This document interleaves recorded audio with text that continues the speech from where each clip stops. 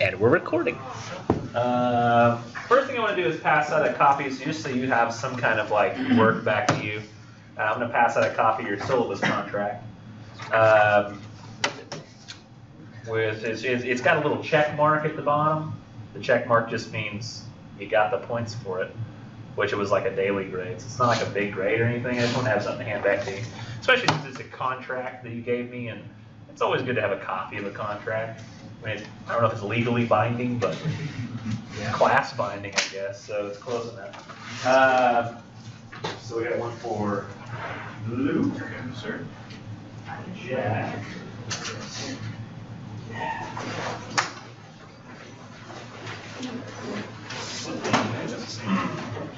You missed a good discussion about the books when you were out of the class. Yeah. Which books? All of them. All the stories. All the stories. The stories. All of them. It's like I've only got the one. The good man is hard to find. Yeah, the good man is hard to find, so quite the turn. Well, that has things to say. You're just saying like how awful the stories were, how everyone gets murdered. Pretty much Interesting. Good family How fun. heartwarming it was. Yeah. Jesse. And how bad the grandma must have felt because it was literally all her fault. She didn't feel bad for long. Okay. So that's all of those. That was easy. And so now I guess we'll move on to character, unless of course I have any questions about how things work right now.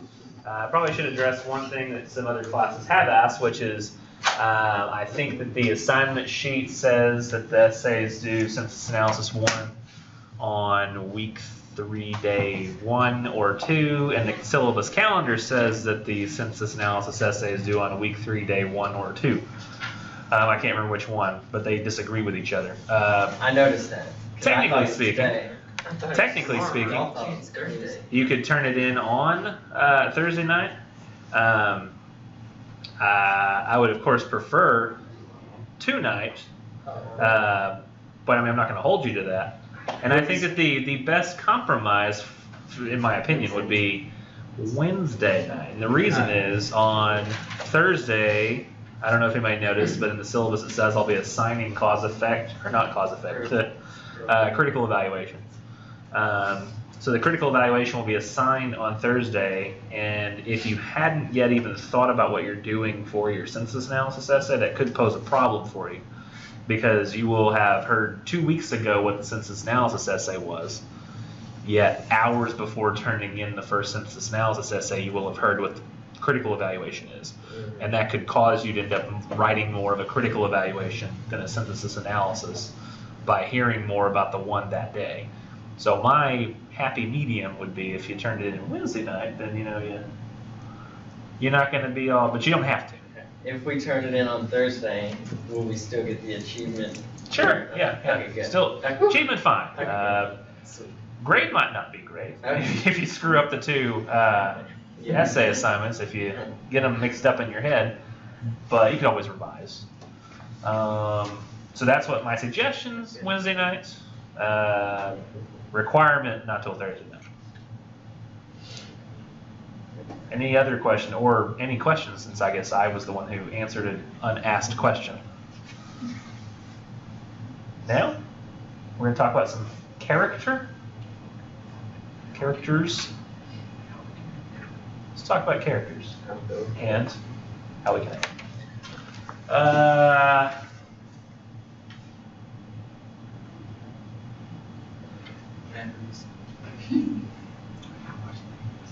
Turn it off and back on. Let's see if that does it. Oh my god. Maybe the batteries. Batteries must be dead. How do you change the batteries? Or if it just forgot the connection. Usually it doesn't stop working until it dies. She must have See. a dinosaur. Little remote. Very well could be that just. Oh wait, let's try this. That always does help. Yeah, that always works. Okay, it doesn't. Apparently it doesn't. Dang it. Yeah, I gotta turn Oh, I turned it back on and off on accident. Maybe it's just a loose. Just hit it once. Well, the problem is it's got battery working, and that's not something that usually affects the battery working. Yeah, that'll usually work. Why could this happen? Yeah. Treat it like an old Nintendo game system. You know, it's very possible that if I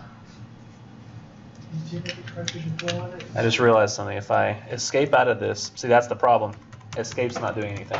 I don't have the PowerPoint project, the slideshow selected. Now it's selected. Now it works. Computer problems. Well, that was the issue the other day too, with something else. I think I couldn't get. It was in one class. I restarted the computer because my computer, and like we went through the whole restart process because the screen looked like. Hold on. Halfway plugged in. It looked like. I saw it when you pulled it out. Yeah, like when it went crooked. Come on, where Yeah. The blue or like the green or the turquoise? There, that's how it looked, like Okay. that. It was like it had this weird purple tinge or red tinge to the whole screen because the monitor cable was mostly in but partly out. And like I've restarted my computer and went, why don't I check the cables? Never know, it could be the cable, and it was. Character. Getting back to the topic at hand today. So writers, and specifically characterization, writers need readers to believe the stories that they're telling if the story is going to be told properly. So no matter how well the plot's put together, it really would be of no use unless there are convincing characters. And the methods by which a writer creates people in a story so that they seem to actually exist are called characterization. It's very important to any story that the plot not just be believable, but the characters themselves who are, a part of that plot also need to be believable. In fact, that may even be more important than the plot being believable. Great characters arrive at truths about life and humanity, and we feel a connection to them even if we hate them, because in that way they might be believably hateable, like the grandma. Like, I felt like I knew that woman, and I hated her. Horrible human. He says it says that she's been good with someone She's bad person.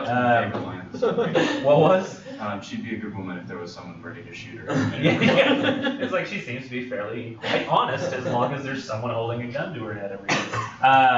Now, how to read characters. So there's different ways that we can read characters to determine if that character. I think that innately we always have a sense of whether or not a character is believable or they're accomplishing what the writer means for them to accomplish. There's just we get this feeling, like we do when we know whether somebody is a bad person just from meeting them. We get that first impression vibe. And sometimes we're wrong, sometimes, but a lot of times I think that we get the sense of that over time. We get better and better at our first impressions, hopefully. Otherwise, you're just meeting people and have no idea who's who. But in stories, these people are built from scratch. So they're not people that you can just meet and get a sense of. These are constructed. So every single thing that they do, everything about them is intended to convey a certain effect, as long as that writer is paying attention to what they're doing.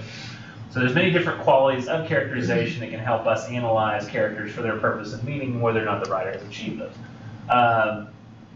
Names, we can start with names. It's an often quoted line, sometimes considered cheesy by how much it's quoted, but I'm going to quote it anyway.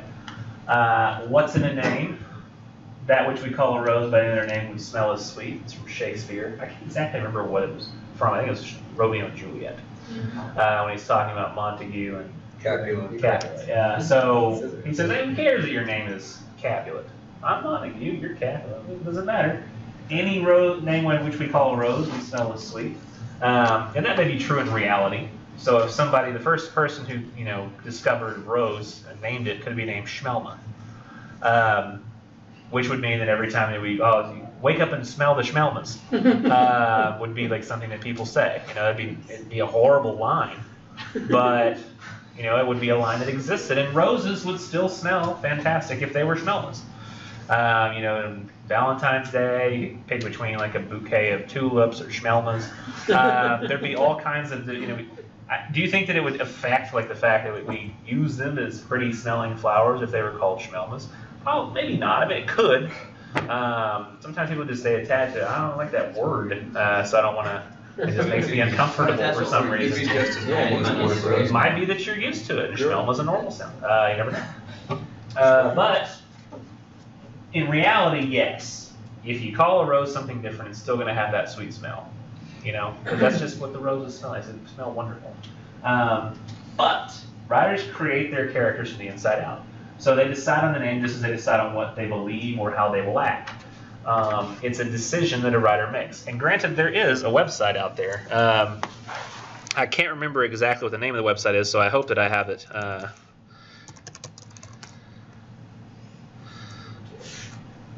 don't know if it's this. Where's the? I think it's called Writer's Block website or something like that. Generator. I'm gonna say Writer's Block generator because this one is something like that. Maybe it's this one. Writer's Block. It's like this looks like the same website but completely different. Writer's Exercise generator. I think this might be it. I don't know. It's so similar. Let me see if I can search for my bookmarks. Where do you search for bookmarks? Bookmarks. Or history. How do you search them? Let me see. Search. Bookmark manager. Search bookmarks. Block. Writing. Well, that's a search I made, right?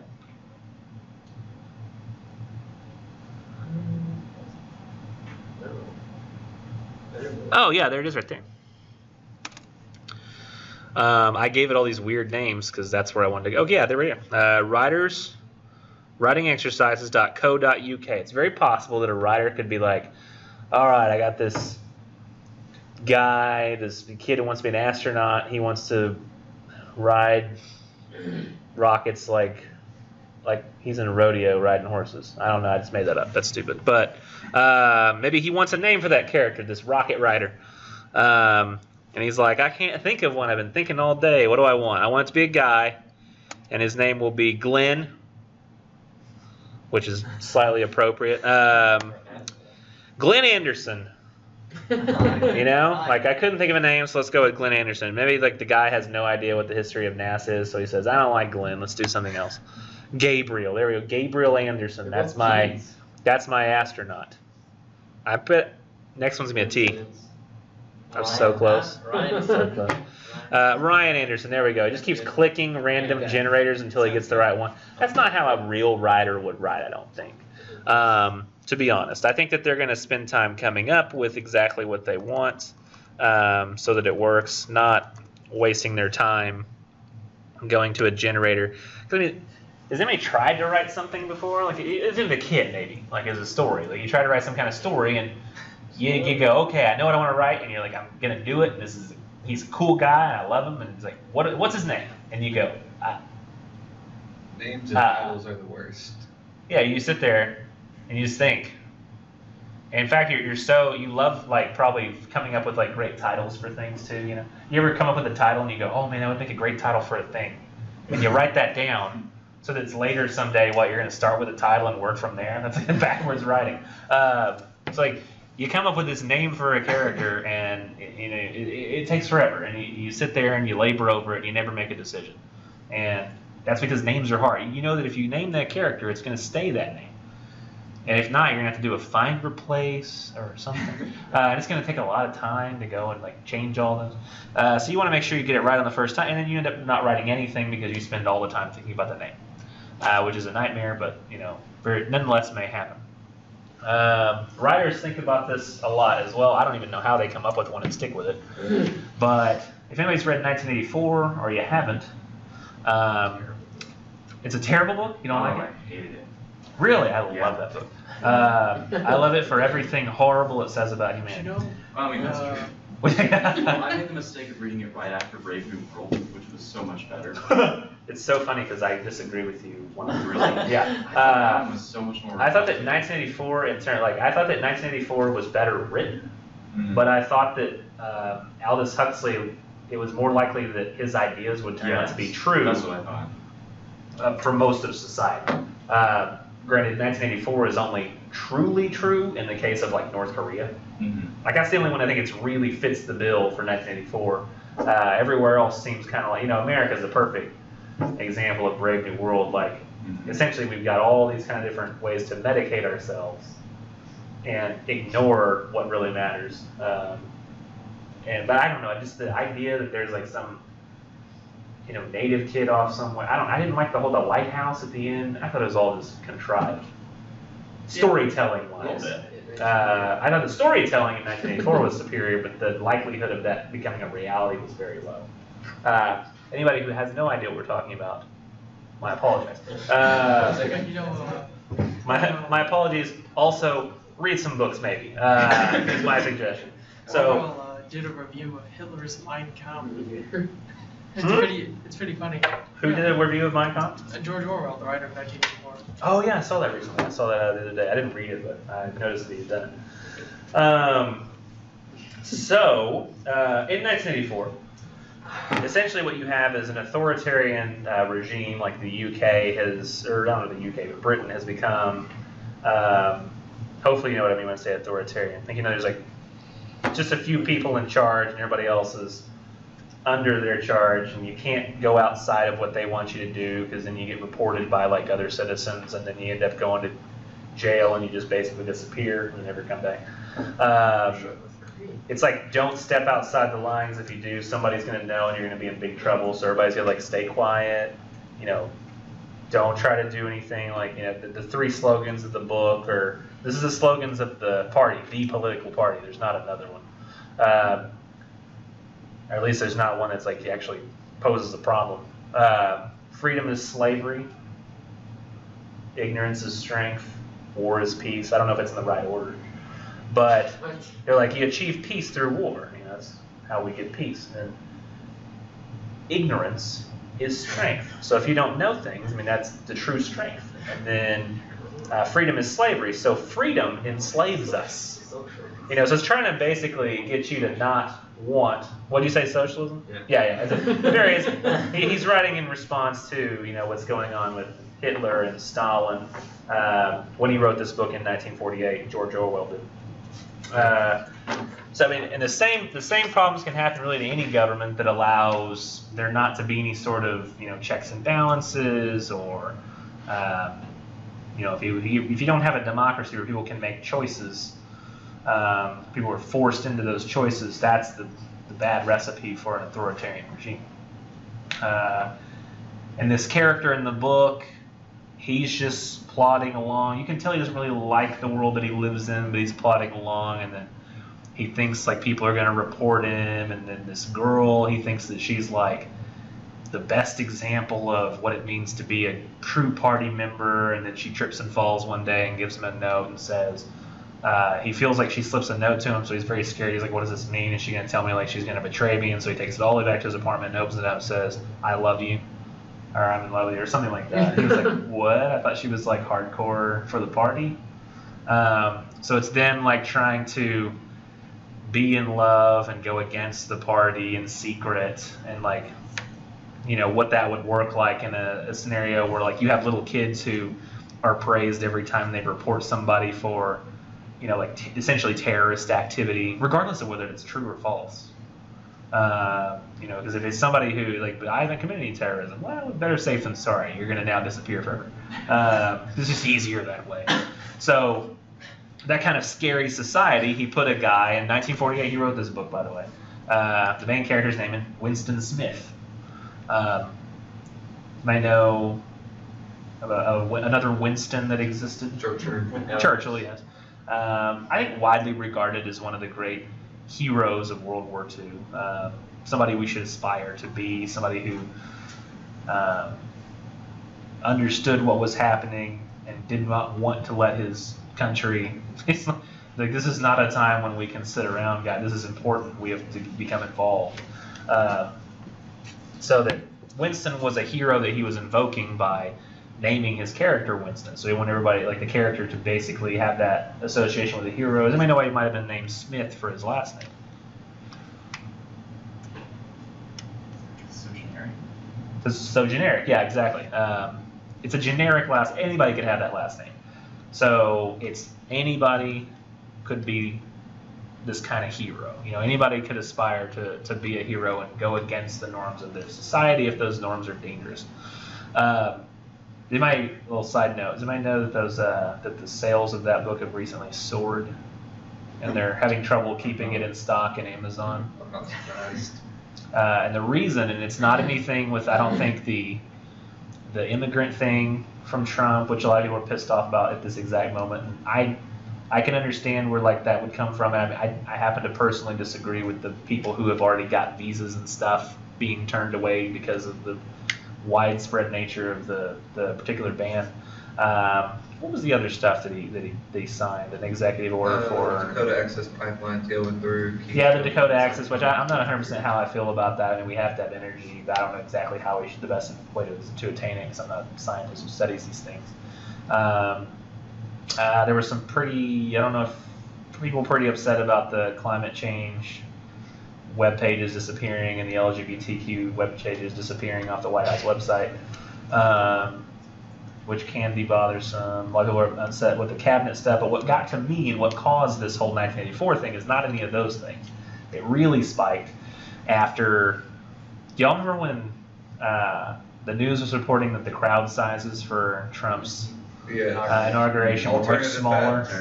Is it alternative? Yeah, I mean, they showed basically that they showed an image of both Barack Obama's inauguration. And granted, I think that a photo could be misleading because it depends on what time that photo was taken. However, they did report the ticket sales on public transit for both days, and the public transit ticket sales were about a third for Trump's inauguration than they were for Obama's. So that it tells you there were far less people in the city trying to move, and there were less bus reservations, I believe, as well. So, I mean, there's very clearly less people at Trump's inauguration than there were at Barack Obama's, based on the numbers and the information provided, everything that they could see. For some reason, we still don't fully know why. Sean Spicer came out there, press secretary for the White House, and said, I know the more people saw this one than ever saw anyone. There were bigger crowds, and it was like, no, there weren't. And then he kind of backpedaled on the bigger crowds thing, but he said more people saw this than ever saw any inauguration. On TV. On TV, yeah, is kind of what I guess he was trying to, social media stuff. But then later when the Trump's personal advisor, the lady who put his campaign together and, helped get him elected, granted, I didn't like the way that MSNBC was attacking her, but she said Sean Spicer was not lying. He was offering alternative facts. And they were like, well, no, there's facts and there's not facts, which is actually not true. There's fact and opinion, and facts can be either true or false, but they can still be facts. If I say, the sky is red, that's a fact, but it's a false fact. I mean, you could consider it opinion unless there's a scientifically, proven color of red, which is, the ground exists, I guess, is when, unicorns exist. It's a fact, it's a false fact. So, I mean, technically, I think what they were saying is alternative facts, meaning that the facts, yes, all the evidence seems to point one way, but he's offering alternative facts, which, could be true if reality didn't exist. So that kind of got people a little bit worried, and that it really does remind you, if you read 1984, like the media is like, there really isn't a media. They tell you what to think and you think it. And everybody's get kind of worried about that. So that's when the 1984 sales soared, just a little side story. And it really bothers me as an English teacher, because I sit here as being like, document your sources, find the best piece of evidence. And then we got people out there saying alternative facts or something we can offer. Trump's pointing at CNN and saying fake news. I'm just like, where do I live? Like, what is this? What country am I? Did it die? Anyways, so, and that's a nonpartisan feeling I have. That's just a feeling of like, what is the nature of truth? That's like what occupies my mind all the time. So to have that messed with really bothers me. In fact, Barack Obama doing the same thing, I'd get pissed. This doesn't matter who did it. Now, I talked about Winston Smith, and in the stories we had this week, names became very important for one character in particular. In Flannery O'Connor's Good Country People, you have two names given to one character. We have Joy, and then we have Hulga. Her mother gave her the name Joy, and strangely, her last name is also Hopewell. So if you think about Joy's full name, it's Joy Hopewell. Like, that's not like the character's name, like, I would expect. Excuse me, Dr. Joy Hopewell. Why do you look so angry? But Holga gives herself the name Holga, which I tend to think is her true name, because she likes that ugly sound. That's the ugly. She's like, she's a tough customer. You have to deal with me. My name's Holga. Would you like a bouquet of schmelmas? It's probably something she would say. So you can see that the character is essentially, and the writer's using names very effectively there to show us the difference between just having the name Joy and having the name Holga, like with the difference that can make to a character and how they feel. I'm sure many of you have thought, what if I had a different name? What if my parents had named me something slightly different? Would it have an effect on my character and who I am? I'm sure people have wondered that, often. I wonder if my brother being named Micah made him different than me being named Chris. Like, is that the difference between us? His name was Micah. That was Chris. And because I have such a generic first name, my mom literally chose it because it was the most popular name that year. Did that make me feel like I had to shine above my name and be the less common, the original version of a Chris? But my Micah's like, I'm already original. I don't have to try. Although now he's a sculptor, so that's different. He obviously shined there. So that's names. Actions, I think, we're getting to better ways of figuring out how to judge characters and how to look at characters and how well presented they are. So with actions, I know this is cheesy to go back to Batman, which I will do often. But in Batman Begins, Rachel Dawes and Batman both say at different parts of the film, it's not who I am underneath, but what I do that defines me. I think that's true for all characters. Whatever it is that they're doing in the story, regardless of what they say, that's who they truly are. And in literature with that, as with Batman, that's true. So the grandmother to good man is hard to find, allows her family to drive down a dangerous dirt road, just to spare her own embarrassment in admitting that the house she remembered seeing was in Tennessee, not Georgia. I don't want to say anything, though. It's embarrassing. Let's just keep driving in the middle of nowhere. And additionally, the only reason they were even going to see it was because she said it had a secret door, which is, a lie she told, so the kids would want to go too. She's like, it's no real door. I just want to go there, so I'll just tell the kids about this door so they'll want to go. And then the worst action to me, which is or in this book on the page of the story, which I'm going to turn to and I'm going to read because it just makes my blood boil. Let's see, O'Connor, good man is hard to find. On page 363 is where I am, if anybody wants to follow along. You don't have to, but I'll be reading it. I must warn you, I don't believe that I'm reading any technically profane in terms of rated R language, but I will be reading language that at least will make many people uncomfortable. But that's what the characters are saying, and I don't believe in censorship. So 363, the first quote is John Wesley, and he says, "Let's go through Georgia fast so we don't have to look at it much," John Wesley said. "If I were a little boy," said the grandmother, "I wouldn't talk about my native state that way. Tennessee has the mountains and Georgia has the hills." "Tennessee is just a hillbilly dumping ground," John Wesley said. "And Georgia's a lousy state too." "You said it," Gene Starr said. "In my time," said the grandmother, folding her thin-veined fingers, "children were more respectful of their native states and their parents and everything else. People did right then." "Oh, look at the cute little pickaninny," she said, and pointed to a Negro child standing in the door of a shack. "Wouldn't that make a picture now?" she asked, and they all turned and looked at the little Negro out the back window. He waved. "He didn't have any breeches on," Gene Starr said. "Oh, he probably didn't have any. Little niggas in the country don't have things like we do. Oh, if I could paint, I'd paint that picture," she said, and the children exchanged comic books.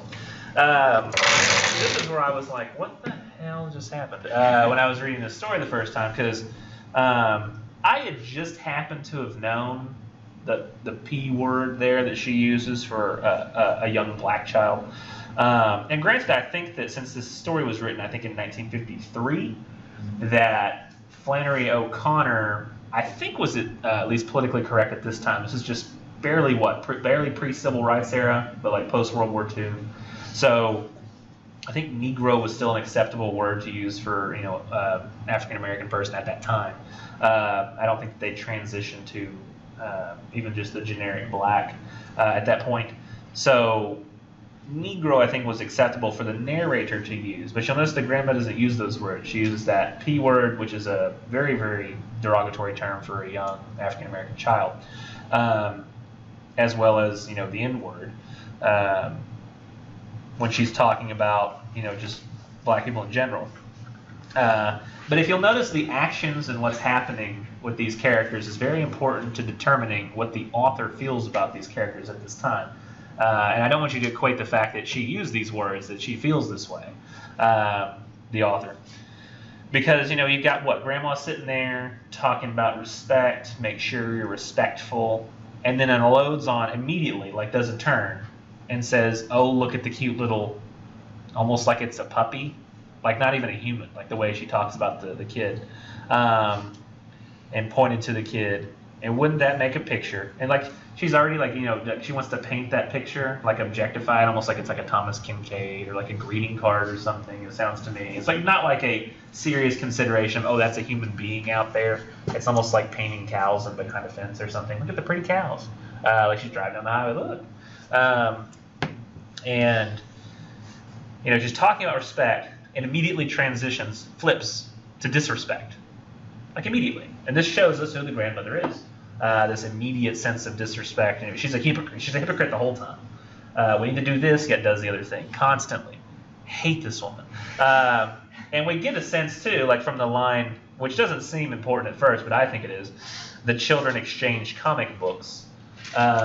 Such a commonplace line to follow such a derogatory exchange sounds to me like this just happens. This is Grandma and what she's like, and she constantly says things like this. That's why we have such a commonplace action gets its own paragraph. The children exchange comic books. Oh, here goes Grandma, being Grandma. Just how she is all the time. So that's how she seems to be the entire story, is this horrible hypocrite, not a nice woman. I hate her. And I'm sitting there thinking, man, I hate this woman. I hate her so much. I just wish she would die in the story, And she does. It was the weirdest thing. I'm sitting here sometimes you just maybe, I don't know, you watching Big Bang Theory or something, you hate that. It was that guy, the guy who is really rude to Sheldon, and they're constantly sparring.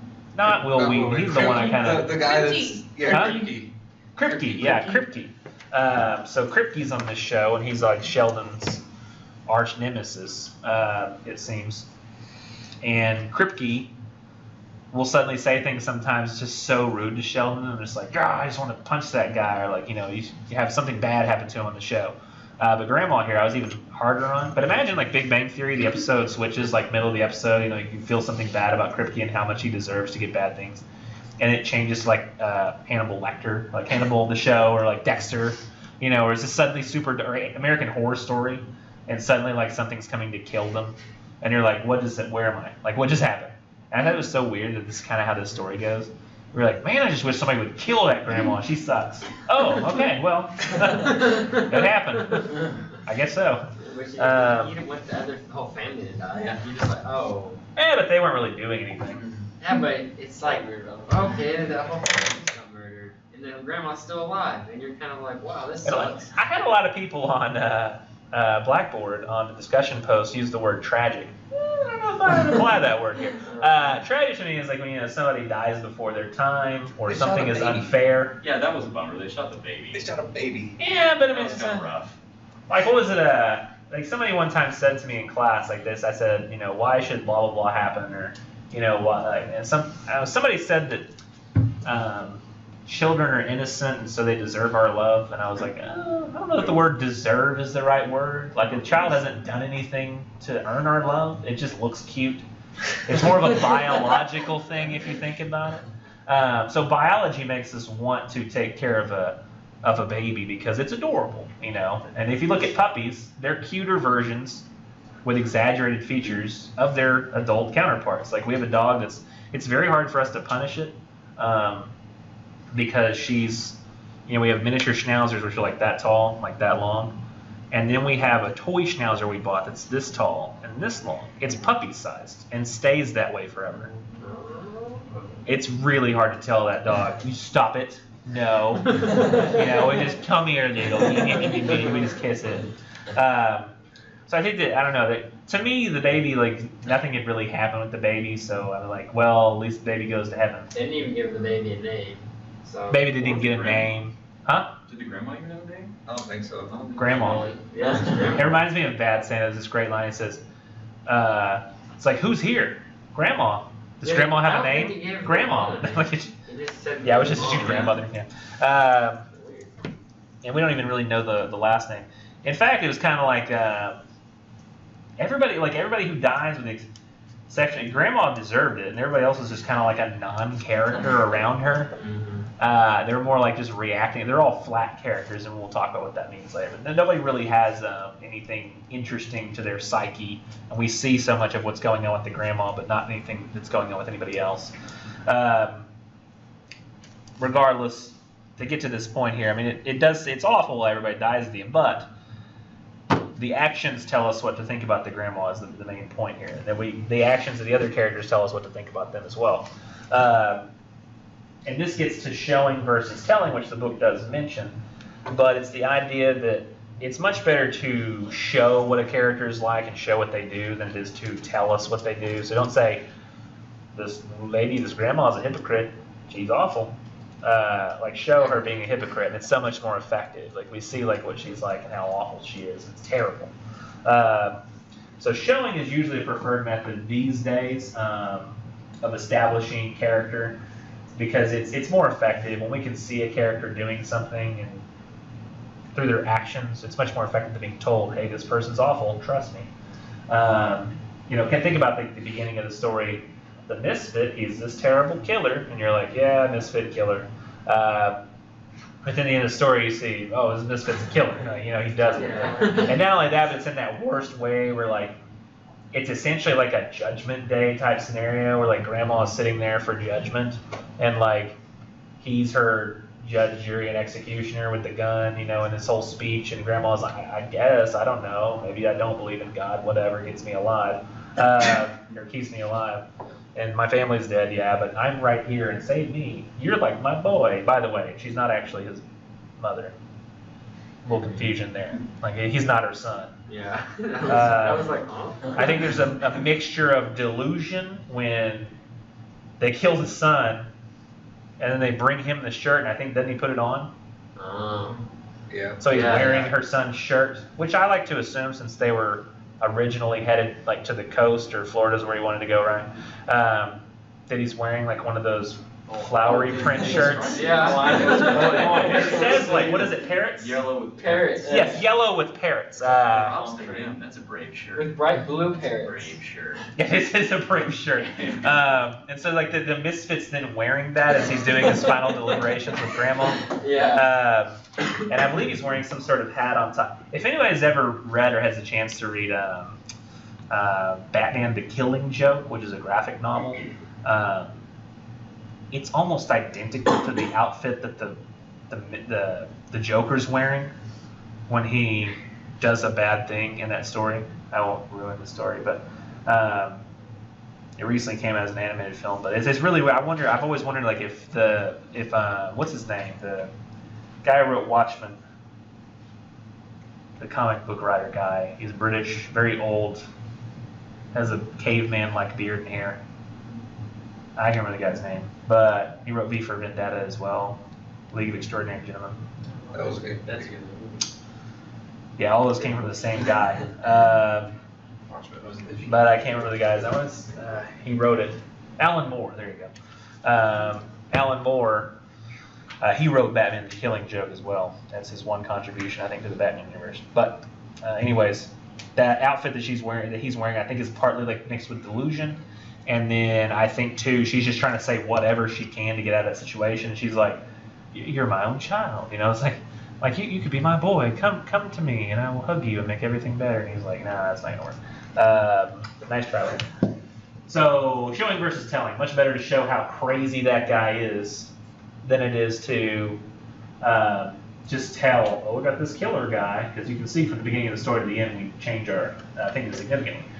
And now, motivation is another way of determining essentially whether those actions that the characters are doing are warranted. You know, that helps make it plausible, believable for us. So, what drives the character? Are they mostly selfish or giving? Are they helpful, pessimistic? These are interesting ways of looking at characters to determine whether or not the writing is consistent and believable. And if it is consistent and believable and that character is plausible, oh, I think my batteries are dying, so I'll just have to click for the rest of the class. I need to put these in my pockets, so I'll remember to charge them tomorrow. Nah, you're done. You can't suddenly decide you want to turn back on. What do I do? How do I remember? With your phone. Not with the phone, they'll fall out.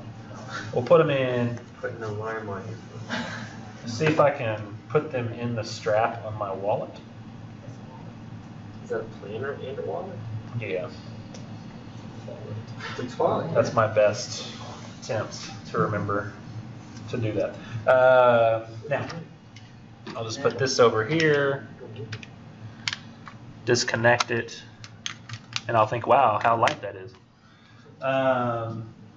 So this sound, I'm going to bring up Batman again in terms of plausibility. I mean, let's think about Batman and who he is. Everybody knows who Batman is, right? You want to do a discussion on it, who's Batman. Batman is a man who dresses as a bat, who goes out to catch criminals.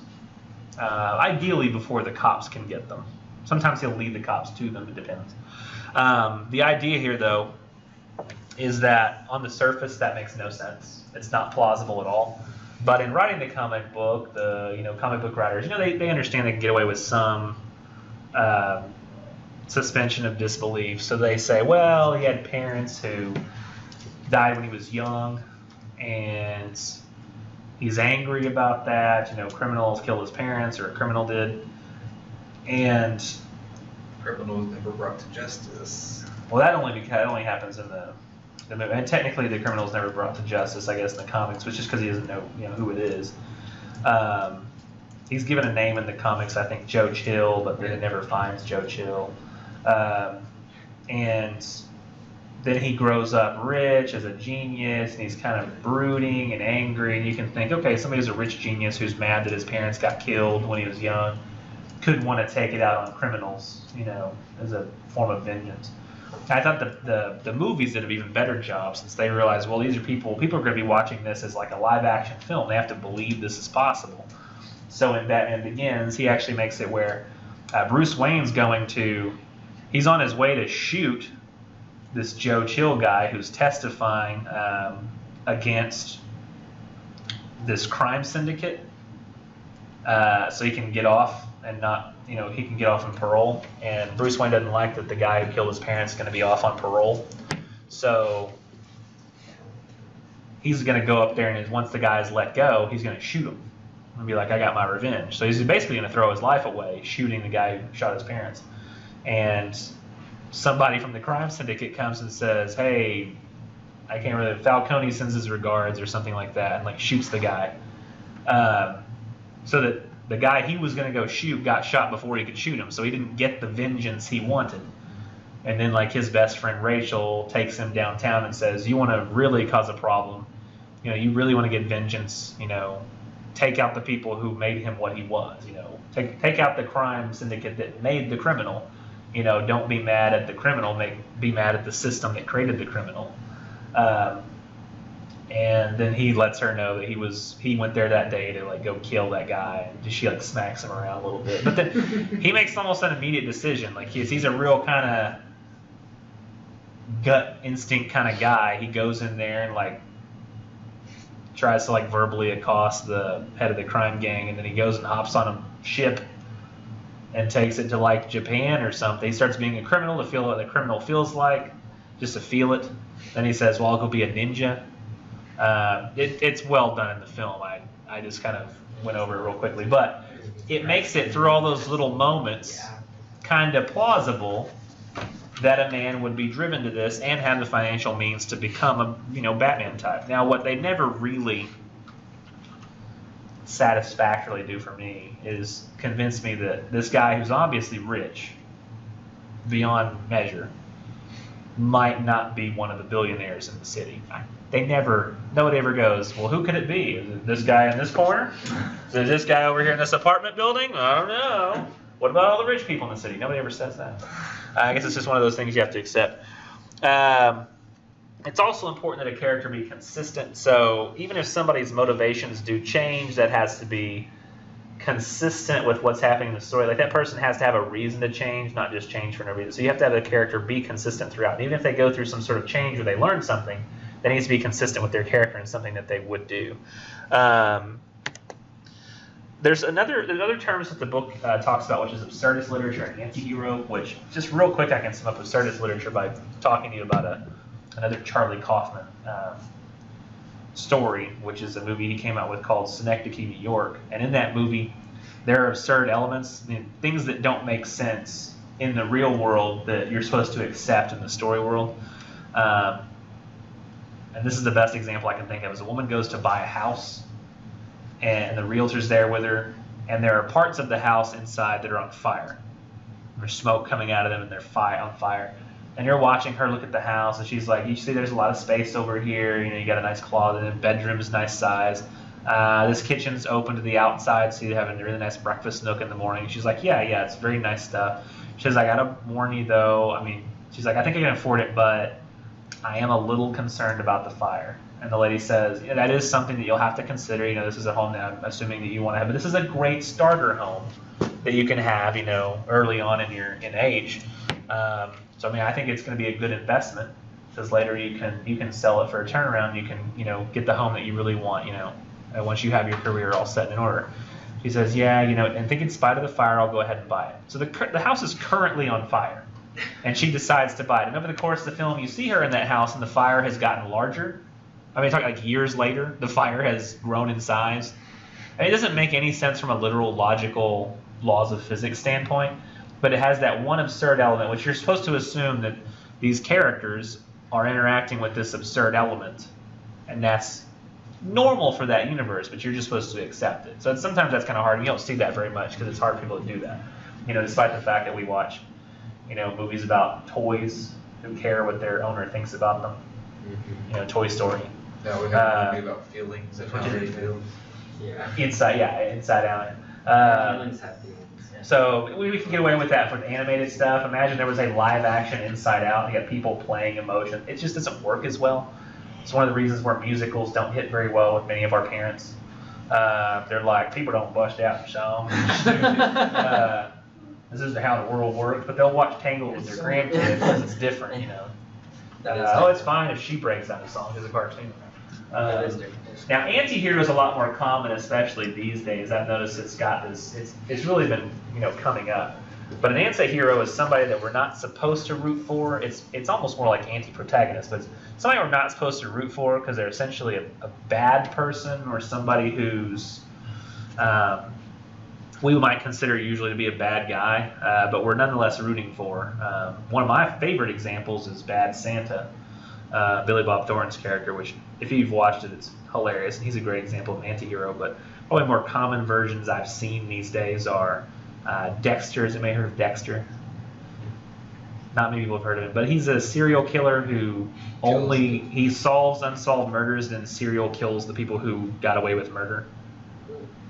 So you root for him. You're like, get him, huh? And one pedophile. Oh, yeah, and one pedophile? I don't remember that closely. There was a pedophile going after his wife's daughter, and he decided to take care of it. Oh, okay. It's like Deadpool. Deadpool's a great anti-hero. He's somebody we shouldn't be rooting for, because Deadpool's kind of a crass individual, somebody that he doesn't embody all those principles that we hope a good guy has. He's really sarcastic and rude. So there's something likable about him, though, and you end up rooting for him. I think the best example, at least the best literature I can think of in terms of something I think everybody's seen, is Walter White from Breaking Bad. Great example of an anti-hero. He's a chemistry teacher, high school chemistry teacher. You can imagine how, the guy he started a company that became like $1 billion company, but now he's a high school chemistry teacher because he sold his stake really early on because of an uncomfortable situation. And so now he makes like $40,000 a year teaching high school students who don't want to learn chemistry when he could be a billionaire. and he gets cancer, inoperable lung cancer, and he doesn't smoke. And so his wife has a baby on the way. He's got a son who has, is it cerebral palsy? I think so. It's something like that. I don't think they ever actually say what he has. But it's, the son has to walk with the use of crutches. But it's like a single arm crutch that kind of assists his walking, but it's not like he has like the full like underarm crutch. It's one of those that like assist his walking. And he decides like he needs to make enough money in like the small amount of time he has left to live so that his mother, or not the mother of his children, his wife and his kids, can have enough to live on where she won't have to work when the baby's born and won't have to work for the rest of her life, is his goal. And he decides to make meth because he was a brilliant chemist. So he says, what's a quick way to make money? Not start a company, not do this other thing, but to become a criminal and sell drugs. That's a quick way to make money. And so he starts making meth and selling meth, and you just root for the guy. Even like in the later season, the first season, it's kind of like the comedic part here of Flannery O'Connor's Goodman is hard to find, where everything's kind of like goofy and wacky. There's a time when they're like in an RV driving away from the cops, and like he left his pants on a hanger outside the window and they blew away, so he's driving this RV in his whitey tighties with a gas mask on. It's silly stuff that's happening. His partner is like a high school student he used to have that was a terrible student, but like he sells really bad meth these days, so he's like, well, he's my in. He's my way into the drug trade. So that guy's just constantly, he's like ridiculous and stupid. So you have Walter White seeming smart alongside this stupid kid. He's like helping teach him things. I don't know, you root for the guy and you root for them both, despite the fact that you shouldn't. Even later in the seasons where he's essentially transitioned into criminal fairly well, he's fully made the transition. And essentially he's a bad dude, but you're still rooting for him. You're like, yeah, get him. Like, like it's really weird, like the whole story and like why you're, but it's like a great story. Has anybody heard of hubris? You know what hubris is? It's like extreme swelling of pride. It's actually dangerous. You really see like his battle with hubris in that story. And it's fantastic. I think it's probably the perfect television show from start to finish. It's wonderful if anybody has a chance to.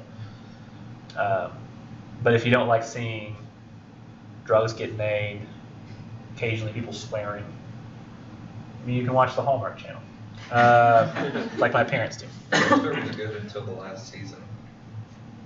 Breaking Bad? No, Dexter was good until the last season. Oh, okay. See, I didn't watch past 4. I liked the John Lithgow season, and then I didn't go past that.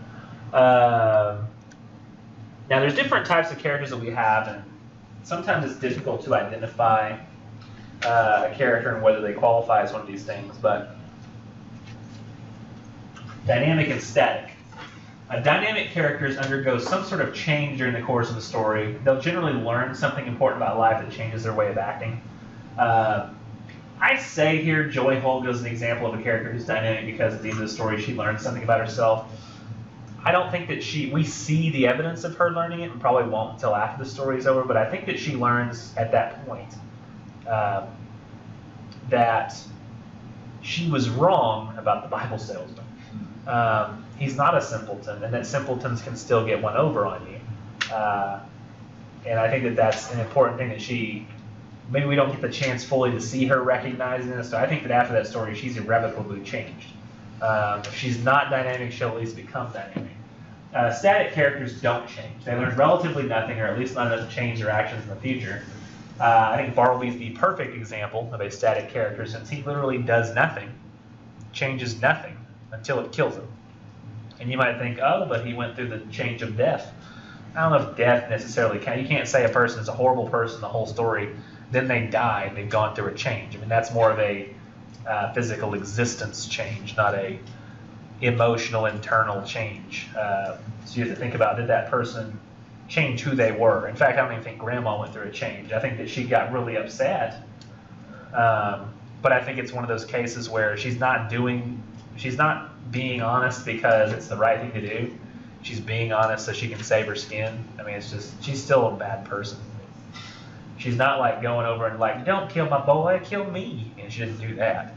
Just watches her family gets carted off and shot while she tries to save her own skin. What a horrible human being. So Bartleby's a great example of a static character. And you can have static characters that are round. You can have, and I'll talk about what round, and in fact, I'll go to round next. I'm just going to skip. Round characters are interesting characters. They have some depth to their character. Somebody like Matt Fowler from Killing. So once he gets revenge, avenges his son, the son's killer's dead, boom. That's not the end of the story. I mean, we get like his emotional reaction to what it's like to kill somebody after that. And we see he has that sob he keeps silent in his heart. So that's more interesting than your standard like John Wayne, I got you, you got me. So, you know, or you know, one of those old Western like characters like Clint Eastwood, you know, in his revenge stories, and it's not over at that point. You know, it continues. So he's a round character. He's somebody interesting who's still going to undergo those kinds of changes. And flat characters are completely embodied by one or two qualities. So if somebody's interesting, they're around for a time, they have depth of character, they're round. Flat characters are people like Turkey and Nippers, where one is pleasant in the morning but not the afternoon, the other is vice versa. Ginger Nut is known because he eats those ginger cakes or cookies or whatever they're called. And that embodies their entire character. Round characters, people like Bartleby, like why, even though we don't know why he is the way he is, he's round because we're like, why is he the way that he is? It makes us interested. The lawyer's a round character, though I would call the lawyer, you know, you realize like the lawyer is like basically the frame under which we're hearing Bartleby's story, so he's very, very important. But the lawyer, I would say, is a round character who's very interesting. However, he's static because I don't really think he changes who he is as a result of Bartleby's death. I think he's still the same overly accommodating guy. He doesn't want to like make waves. Doesn't want to like get in anybody's way. So those are flat characters. And now when you have flat characters, you can have somebody who's dynamic. I think it's very likely to have a dynamic round character. I think you could have a round yet static character, so somebody who is interesting yet doesn't really change. And you could have a static and flat character, though I think it's going to be very rare that you have a dynamic flat character. Has anybody had a chance to read? Probably not, but the story Dune. So you've read Dune. There is a character in Dune who I'll briefly, you know, tell you all who. A character named Count Fenring. And he's this lackey for the Emperor. And you know he's this really tough assassin. And he's really smart. And he's very cold and calculating. And that's about all you know about him. Like you don't get any depth of character, who he is, what his backstory is, those kind of his motivations, any of that kind of stuff. In terms of like, I truly feel for this character, like he's a main character or anything. And yet at the end of the story, at least of that first book, he undergoes this dynamic change. He sees this one character and he has to make a decision in that moment and changes what he thought he would initially do and who he would honor, and says, no, I have to change like who I am. And it fell really flat for me because he was a flat character and went through a dynamic change. And I mean, I couldn't really feel for, whoa, what a significant change this character I know nothing about just went through. It was very hard for me to think he was dynamic and flat, but that dynamic nature didn't really hit for me. So you can have a dynamic flat character, but if they're going through a change, it's not going to be that significant if the character's flat. So I think it's possible, but yet unlikely. Now, stock characters are flat characters that you see a lot. These are the ones like loyal servant, the mean stepfather, henpecked husband, dumb blonde, sadistic army officer, doty grandmother. I think probably really common these days for some reason is the angry or annoying police officer, like the one who just does things to irritate people. You'll see that a lot in movies. Like anytime somebody gets pulled over, like the person who pulls them over is like very annoying and like unfair. Will you step out of the car, please, ma'am? Step out of the car. You know, and then you step out of the car and like, I'm going to have you walk a straight line. And then like they start walking. No, ma'am, you messed up. I'm like, no, I didn't mess up. No, you messed up. You messed up. You tripped up. You tripped up. Just do it again. Do it again. Whenever you touch your hand to your nose, touch your hand to your nose. And then it doesn't make it like he's just being annoying for the sake of being annoying. And there's a lot of characters like that have popped up recently in different stories. But these are stock characters. And I think one of the best stock characters is also a foil, which is the best friend in a romantic comedy, who I will call the stock character. And I don't like this word, but it makes sense in romantic comedies.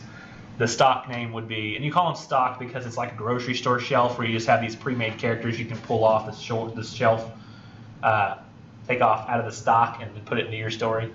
So one of those stock friends is like, and I don't like this word, I'm going to say it again, the slutty best friend in romantic comedies. This is very common. If you ever watch a romantic comedy movie like 27 Dresses, This Means War, there's always that friend who she's very promiscuous, she'll sleep with anybody, and she's provided as a foil. And what that means is she's the opposite of what you want to show another character to be. So it's very awkward to have somebody be chaste and have them go around talking about it. Like, I mean, it's not hard for us to notice that somebody's not being promiscuous, that they're not going and having sex with everybody. Like if Katherine Heigl's just being nice and not doing bad things, it's hard for us to notice that unless you put a character next to her who is being bad, saying bad things, doing bad things, yet she's not. So she has all the excuse to be because she's being influenced, yet she's still chaste and proper. That's what makes the best friend the foil, because she's doing all the things that show us what a person shouldn't be doing so that we can see the better character for what they are. So any kind of character that's set up to be the opposite of another, that's why you have villains and, good guys in movies. If we had Batman in a story with no villain, that would make no sense. Like, what's he doing? And it's like, I just sit here and I'm dressed up and I want to go do stuff, but there's nobody to catch. So you have, and I think a great example of that is Dark Knight, where you have Batman, who has a system of rules that he follows and will not break them, even if he only has that one rule.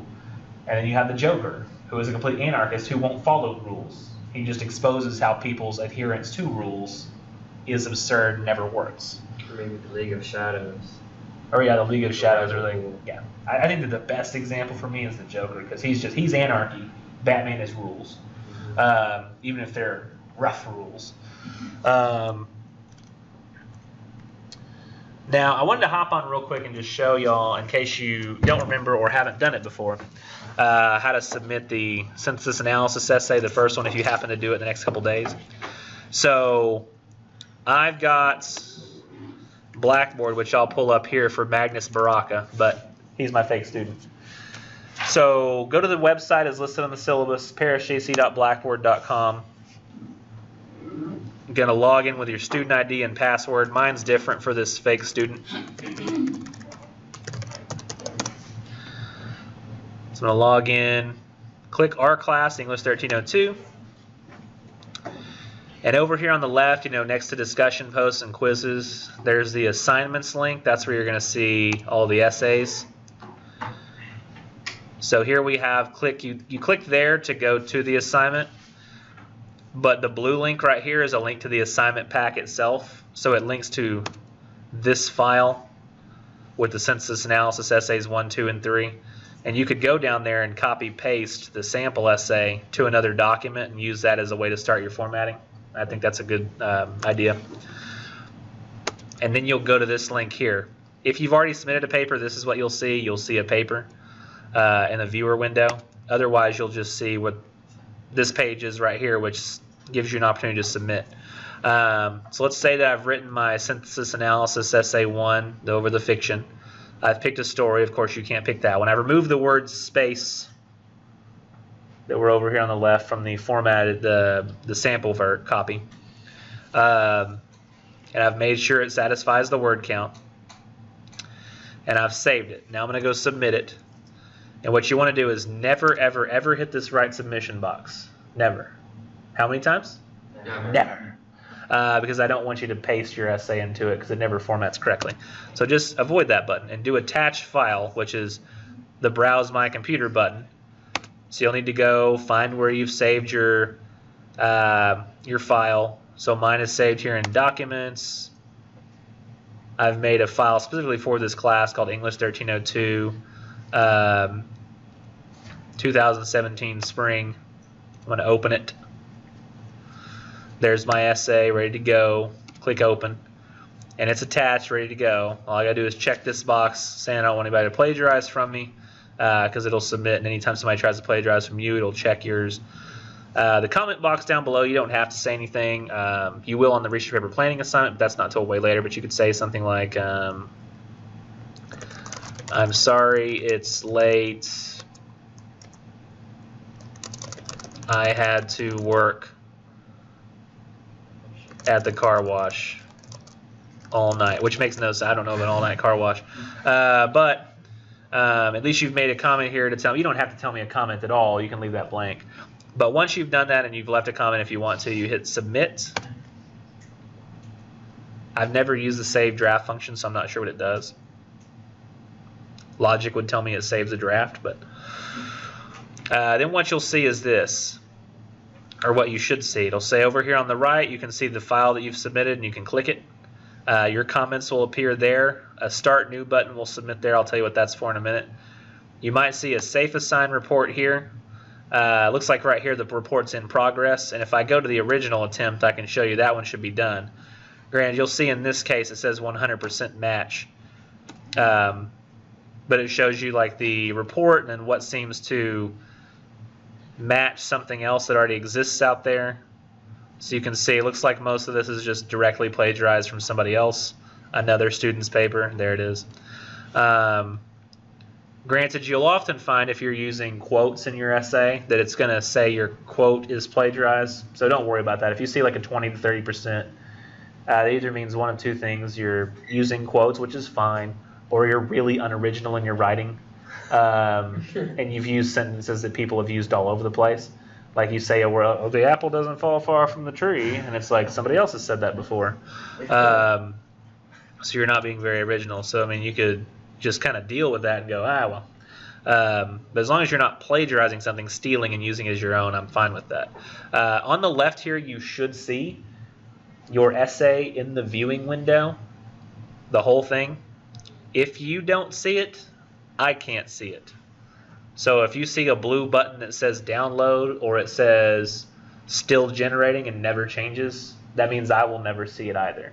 So you don't need to leave this page until you see a copy of your essay in that viewing window so that I can grade it.